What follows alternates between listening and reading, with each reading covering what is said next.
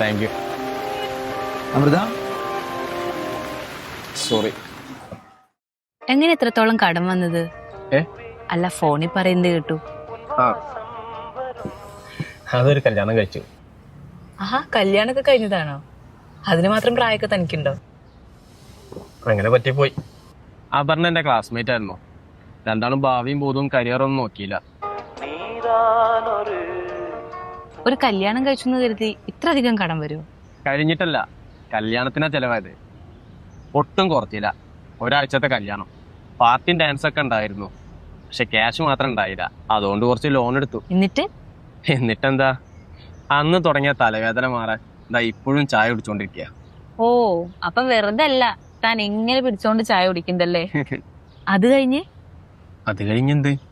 ഞാനൊരു psychology teacher. താൻ ബാക്കിയും കൂടെ പറ, ചിലപ്പോ എനിക്ക് തന്നെ സഹായിക്കാൻ പറ്റിയാലോ.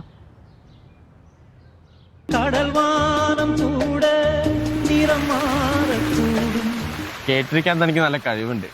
ഇപ്പൊ കുറച്ച് ആശ്വാസം തോന്നണോ? Thank you. അമൃത ഇത് അഭിലാഷ്. ഹായ്. വിജയ്. പോവാന്നല്ലേ? ശരി പോ. അതാരാ? ഞാൻ പറയാറില്ലേ ചായക്കടയിൽ എപ്പോഴും സങ്കടപ്പെട്ടിരിക്കുന്ന ഒരാളെ കുറിച്ച്. ഓ, അപ്പൊ നീ സങ്കടം കേൾക്കായിരുന്നാ?